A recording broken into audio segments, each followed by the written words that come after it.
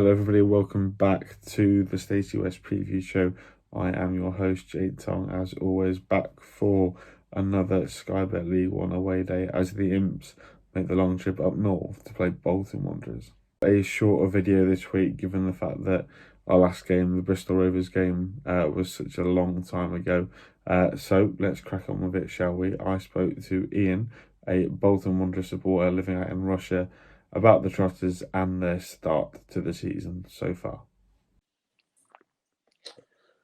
Now we're joined by Ian, who is a Bolton supporter. However, Ian, you don't live in Bolton at the moment. You're currently residing out in Russia, that's right, isn't it?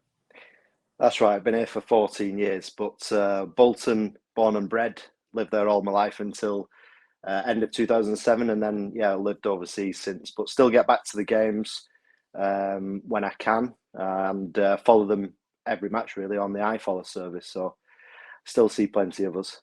Yeah, it shows you that iFollow is actually really, really worthwhile service for those international fans. Anyway, let's get into the football then so far this year. Sixth in Sky Bet League One, which I think is a really good start. You've beaten some good sides over the last couple of weeks or so. How would you assess sort of the first 9-10 games so far that you've played this year? Not been too bad. Like you said, we're sixth, but I think we could have been a couple places higher.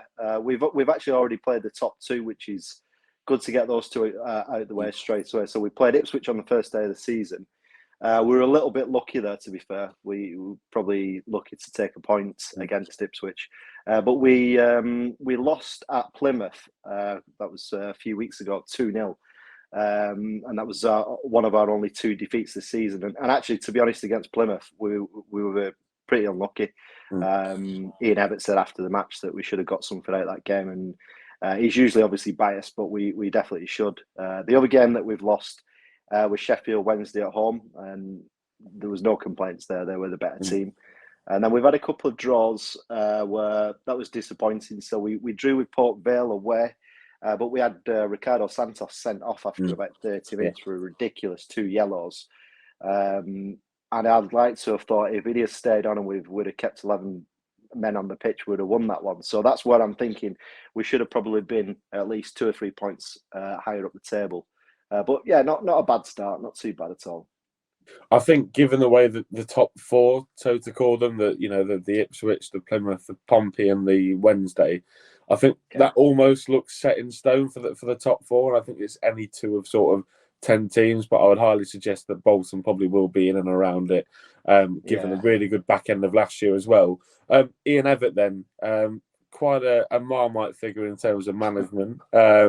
Says a few things to the press, etc. A bit like Joey Barton did a couple of weeks ago when we went to go and play Bristol Rovers. But what are your thoughts on Ian Evatt? Because I know he's quite loud in terms of the media, like I said, but he seems to be delivering for you guys on the pitch. Obviously got you promoted and has made you, again, a real force at this level. Because last time you was in League One, you had to play the kids and you came to Central Bank and we turned you over 5-1.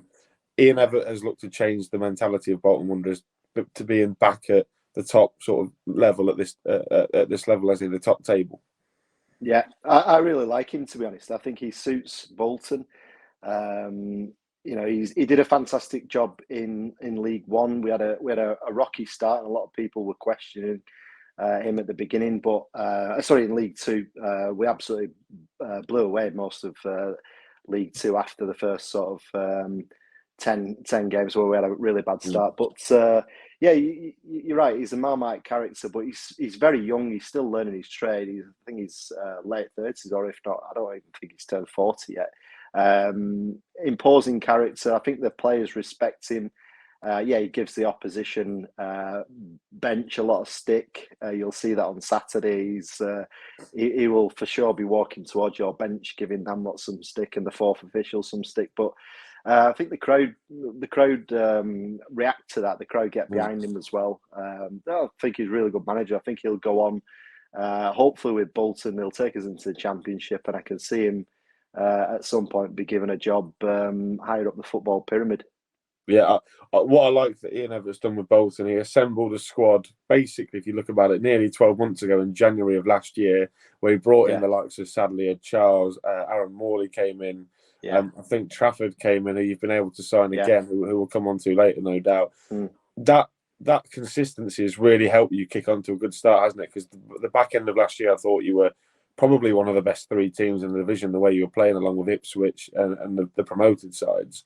But it's that consistency that's been able to give you that leapfrog this time around, hasn't it? Yeah, that's right. Talk about consistency. Where we slipped up last season was between October and January. If it wasn't for that period, we actually got beat to Wigan at home 4-0. And after that, we didn't pick up another win until January. And if you take out that period, then we were top 3-4 teams in that division. So if we can just don't have a period like that again this season, I think we'll be all right. So I'm expecting us to kick on now. We're in that period where we messed up last season, and I think if we can hang about around the same position going into January, that's when I think we'll like you said, we had a pretty good finish to the end of last season. And that's when I think we'll kick on, and we should be there or thereabouts, I think. And we mentioned there James Trafford, who's just come back from playing for the England under 21s. Yeah. He was on loan with you last year. He's improved significantly. But the man I want to talk about is another loanee that's on loan from Liverpool, Connor Bradley. I think has been writing a lot of headlines, the right back. How's he getting on for you? Because I know he's very highly rated by Jurgen Klopp and the setup at Liverpool. And he seems to be doing all right at Wanderers as well. Yeah, he's actually probably the standout player this season. And I wasn't expecting that. So he's playing down the right. You say he's right back. He's more of a right wing back. He's flying forward. He's creating a lot of chances. I think he's probably top assister for us this season. He scored a couple. Very quick, direct. Just gets the ball in. Absolutely. He's been fantastic for us this season, and it's surprising because he's keeping a couple of players out of that position that were doing really well for us last season, like Declan John. I thought he had that position nailed down on that right hand side, and he's kept him out. And sort of Dapo Apolain as well. He's struggling to get into the team at the minute, so it just shows you that Ian Abbott has brought in some good players to make us even stronger this season. Yeah, Bradley obviously had quite the job on his hands to replace Marlon Fossey, who he had down that right-hand side last year, who was pretty electric at times. Talk about the forwards and the midfielders then. One midfielder I want to talk about, Aaron Morley. You signed on from Rochdale in January of last year. He's had a really good start to life at Bolton, and also Dion Charles, who scored a freakish goal I can remember against Fleetwood on the last game of the season last time around. But those two players have also slotted in seamlessly into this Bolton team, haven't they? They have, yeah, but Morley's sort of, I wouldn't say he's lost his place, but he did find himself on the bench. I think it was certainly on the last match. I'm not sure if he's been on the bench the last 2 matches now, because we've got so much strength in that position. So young Thomason has come in and he's done a great job in that position as well. He's kept him out of the team, and rightly so. But yeah, Aaron Morley is a class player. Keeps the ball. He's always looking to create stuff, so he's great. And then Dion Charles at the top is the old-fashioned sort of centre forward, like the days of when I used to go with my dad as a kid, watching John McGinley. You know, he runs around, gets stuck in. He sometimes could do with a bit more composure in front of goal, but I think he'll get that because he's still a young lad. But yeah, he's definitely a handful for defenders. I think he's one of them. He's disappointed if he doesn't score every single week. Where some strikers these days, they're not all about goals. Yeah. They can just go for a season and get 10 goals and be happy. With Dion Charles, I think he needs to score 15, 20 goals, which is what you want really. As a fan, that's what kind of a striker you want. We'll talk about the last game that you played then. Obviously, it was in the league against Peterborough. You had your game against Pompey called off for international call-ups on last weekend. You managed to beat Posh, something we didn't do a couple of weeks ago. That looks like a bit of a statement, given the fact that Peterborough are one of the fancied teams this year. However, for me, I don't know how you felt if you watched the game. Peterborough, for me, in moments where you can get at them and we can rough them up a little bit aren't as good as some perhaps make out. And is that what Bolton did that in that one against them? We were slightly lucky, to be honest, winning that match. I would have thought Portsmouth would have come away with that feeling very disappointed because for large parts they were threatening us. They had a couple of decent chances themselves, and we didn't have so many chances. I think Bradley missed one in the first half, as I remember, and then it was only since Dapo Afolayan came off the bench that we managed to find a scruffy winner with 5 minutes to go. So, you know, you're going to take them in the season because we'll probably have a few that go against us like that as well. Probably makes up for the potential point that we could have had against Plymouth and the 3 points we could have had against Port Vale. So all evens out. But we were slightly lucky there. And even the game before that, the home match before that, I think it was Barnsley at home where we won 3-1, and that looked convincing as well. But on paper, 3-1 a home win. I think a better team on the day would have probably got a point off us there again. I think Barnsley just sort of crumbled after we got the equaliser. We went on to win that 3-1. But what was good about the Barnsley match is that we came from behind, which is we're never good about that. We typically when we go 1-0 behind, it's either a draw, we end up losing. But with that one, went 1-0 down and we ended up winning 3-1. So you can't complain about that. But yeah, last two matches, I thought, we picked up the points on paper at home, but I think there was an element of luck in both wins there. Focusing then on Saturday's game, last time these two sides played each other was back in February, 3-1 win, like you said for Bolton. I think we drew level with Cohen Bramwell, but then you guys just stepped it up a notch and went and ran away with the game, didn't you? That's right, yeah. So you went 1-0 up, and again, as I just said, we don't typically do this, but we then equalised and went on 2-1, 3-1. Johnston scored the first. He should be in the team on Saturday. Sadly, I probably won't be, but he got the second, and then Bakayoko, which I imagine he will start from the bench. He's played in midweek in Sierra Leone for his international team, so I think he'll be on the bench. But he's a great one to throw on with sort of 20-25 minutes to go. He's got bags of pace, and he's a big handful. So we've got enough players there to cause you the same amount of trouble this season as well.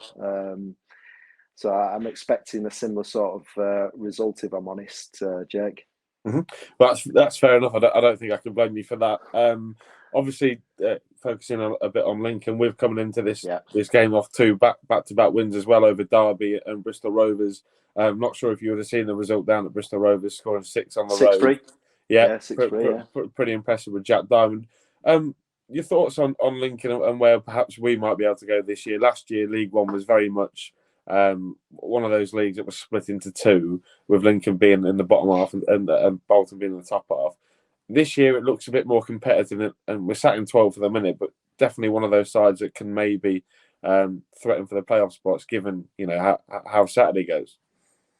Yeah, I mean, I don't want to sound rude, Jay, but you're one of those teams that nobody really cares about Lincoln. It's just one of those sort of mid-table teams that you expect us to beat on a regular basis. But like you said, you've had a good start comparative to where you've been in the past, and your last 4 or 5 games look pretty impressive. So Bristol, that win, Derby, that's a good win because Derby were going well at that time, weren't they? So you beat those 2-0, and Barnsley, that was in the Papa John's. But yeah, I think for you guys, if you were sort of mid-table to top half, pushing for the playoffs towards the end of the season, surely that should be you should be happy with that, or do you think you can actually go all the way and get into the playoffs? You do, yeah. Well, given how last year ended, I think with Appleton, etc., I think we'd take top half, to be honest. I think given how we were so inconsistent last year. And have you ever been as high as the Championship, or is this? Yes, we have. We have. So So we got to the playoff final of League One 2 years Yeah, ago. I remember. Yeah, That would have been 60 years on the anniversary of last being at that level. So we've not been there for a while, but we have been there. So we have got that T-shirt. It's just right at the back of the closet. So can I push you for a score prediction for Saturday? Yeah, I mean, I'm actually going to go for the same one again, 3-1. So I think that will keep the fans happy with three home goals. So yeah, I can see us winning 3-1. To be honest, Jake. Again, what do you think? I don't give score predictions because I'll get them wrong and they'll batter me in the comments if I do. But anyway, thank you very much for coming on. Massively appreciate it, mate. And no problem. All the best for the season after Saturday, of course. Yeah, I hope you enjoy your trip up. How long's the journey up? A couple of hours? I think it's 2.5 hours, and 2.5 hours. Fingers crossed we can get a nice pub as well. But thank you for coming on, mate. No problem. Cheers, Jake. Right. Massive thanks to Ian for coming on to the channel to discuss all things Bolton Wanderers. And thank you everybody else for watching. Please make sure that you do like, comment and subscribe, as we are trying to reach 1,000 subscribers by the end of 2022. Please make sure that you tell all your friends about the channel as well. But that will be everything until we review the game on Sunday morning. So for now, up the Imps.